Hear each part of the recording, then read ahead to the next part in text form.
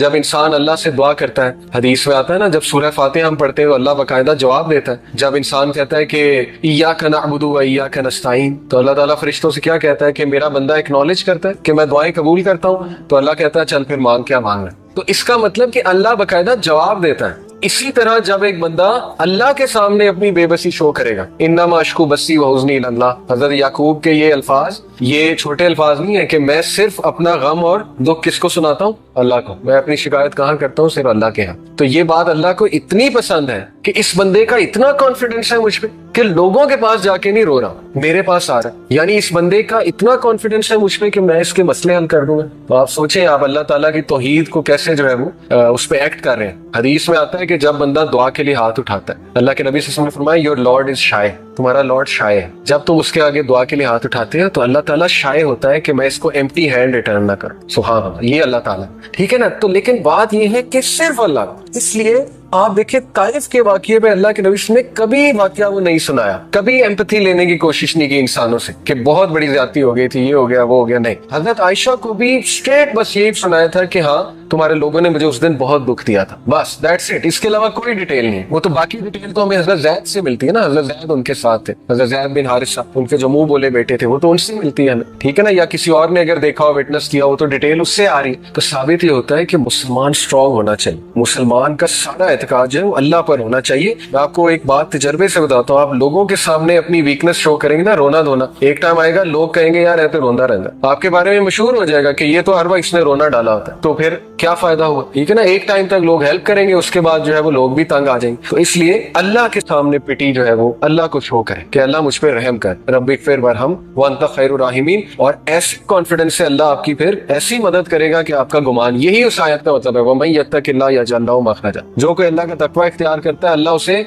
इस तरह से निकालता है उस मुसीबत से और ऐसे सोर्सेस देता है कि उसका गुमान भी नहीं जाता। लेकिन शर्त क्या है कि अल्लाह पे कॉन्फिडेंस, इस लेवल का कॉन्फिडेंस कि नहीं मेरा मसला अल्लाह ही हल कर सकता है, मैंने अल्लाह से ही लेना है, मैं इसके अलावा कोई और कुछ सोच ही नहीं सकता। बच्चे की तरह पीछे पड़ जाए अल्लाह के, जैसे छोटा बच्चा अपने माँ बाप के पीछे पड़ जाता है ना कि नहीं नहीं मुझे चाहिए मुझे चाहिए मुझे चाहिए, अल्लाह ताला बहुत खुश होता है, ठीक है। क्योंकि this shows your confidence on Allah सुब्हानहू व तआला, this shows how much you rely on Allah, how much you are confident on Allah के अल्लाह ताला मेरा रब है और वो हर चीज देने पे, बेशक देने पे कादिर है। खैर ये तो हो गया वो पॉइंट के रसूलुल्लाह सल्लल्लाहु अलैहि वसल्लम नेवर टुक एनीवन्स एम्पैथी और sympathy with regards to this incident. लेकिन वाकया बहुत अफसोसनाक है। अल्लाह के नबी सल्लल्लाहु अलैहि वसल्लम पहली तो बात वॉक करके गए। आप में से कोई ताइफ गया है? मैं 2 बार गया हूँ, ठीक है। और पहाड़ी रास्ता है, आपने भी देखा है, ठीक है ना। और ये कि 1.5 घंटे में, 1.5 घंटा 1.25 घंटे में गाड़ी में पहुंच जाते हैं। तो सोचे बाय फुट, मैं अक्सर यही सोच रहा था जाते हुए, मैंने अपनी वाइफ से भी कहा कि किस तरह हमारे नबी गए होंगे, इतना कठिन रास्ता है, पहाड़ी रास्ता है, अच्छी खासी चढ़ाई है। तो हजरत ज़ैद के साथ ऑन फुट गए, नो हॉर्स नो कैमल।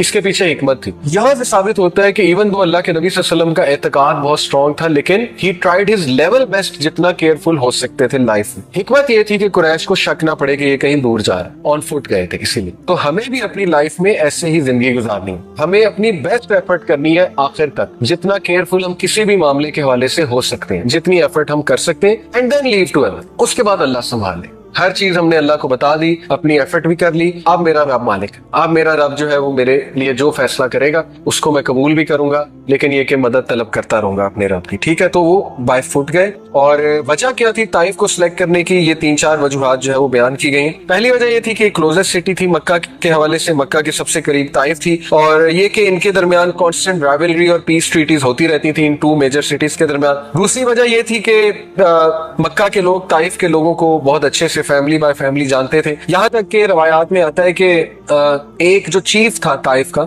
उसकी शादी जो है वो नबी अकरम सल्लल्लाहु अलैहि वसल्लम की एक आंट के साथ हुई थी, डिस्टेंट आंट के साथ, यानी एक रिश्तेदारी भी थी अल्लाह के नबी सल्लल्लाहु अलैहि वसल्लम की ताइफ के इलाके में जो चीफ था उसके हवाले से। तो ये वाकया पेश आया शवाल के महीने में, और ये वही महीना जब अबू तालिब और हजरत खदीजा की वफात होती है। और यहाँ से आप अंदाजा लगा लें कि अल्लाह के नबी सल्लल्लाहु अलैहि वसल्लम की great will power and his dedication towards the purpose and his focus के इतने दर्दनाक वाकयात हो गए जिंदगी में, लेकिन मिशन नहीं रुक रहा। इसीलिए कहते हैं कि पर्पसफुल जिंदगी गुजारें। पर्पसफुल जिंदगी गुजारने का ये फायदा होता है कि जब तक आपका पर्पस जिंदा है आप मोटिवेशन से आगे बढ़ते रहते। अल्लाह के नबी सल्लल्लाहु अलैहि वसल्लम अभी चंद डेज हुए हजरत खदीजा की वफात को और अबू तालिब की वफात, और उन्होंने कहा कि मिशन नहीं रुकना चाहिए, आगे चल। हम क्या करते हैं, जब हमारे साथ कोई हादसा पेश आता है तो हम बिल्कुल ठप हो जाते हैं और बिल्कुल जो है ना हम एनर्जी लूज कर देते। ऑल्दो ये बहुत मुश्किल है, आई टोटली अंडरस्टैंड एनर्जी के साथ चलना, लेकिन अल्लाह से एनर्जी मांगे कि अल्लाह मुझे खड़ा कर, मुझे हिम्मत दे। तो छोटी छोटी बातों पे हिम्मत नहीं हारनी चाहिए, ठीक है। ये मैं यूथ को कहता हूँ अक्सर कि अपने जरा स्ट्रांग बने, प्रिजर्वेंस लाए अपने अंदर, जरा ब्रेव बने। हम छोटे छोटे वाकयात पे ठप हो जाते हैं, रिजल्ट अच्छा नहीं आया उस पर ठप हो गए, नौकरी कहीं लगवाना चाहते थे वहां नहीं लगी उस पर ठप हो गए, कोई पसंद था वहां शादी नहीं हो सकी उस पर ठप हो गए, ठीक है ना। ऐसे वाकयात में हम ठप होते। तो जरा स्ट्रांग बनना चाहिए इंसान को और अपने मिशन की तरफ जो है वो चलते जाना चाहिए और अल्लाह से सकत हासिल करनी चाहिए। तो रवायात में ये आता है कि अल्लाह के नबी सल्लल्लाहु अलैहि वसल्लम जो है उन्होंने ये जो 3 चीफ्स थे, Taif was being governed bye 3 chiefs, 3 chief थे, ये ताइफ को रूल करते थे।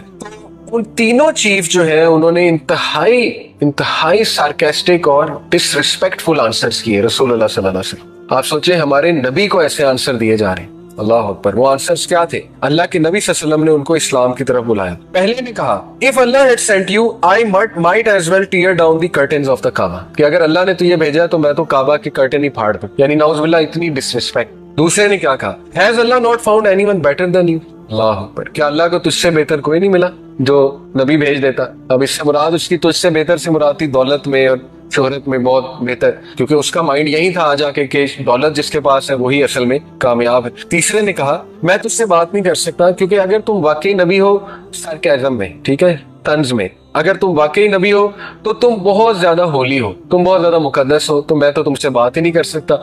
और अगर तुम नबी नहीं हो तो फिर तुम मेरे डिग्निटी से बहुत बिलो हो कि मैं तुमसे बात भी करूं। अल्लाह, देखें हमारे नबी ने कितने सख्त अल्फाज बर्दाश्त किए दीन के रास्ते में। इसलिए अगर आपके घर वाले आपको कोई सख्त अल्फाज कह जाते, वालिद, वालदा, चचा, कोई भी, नो प्रॉब्लम, रिवॉर्ड है इंशाल्लाह। दीन के रास्ते में कोई भी चीज आपको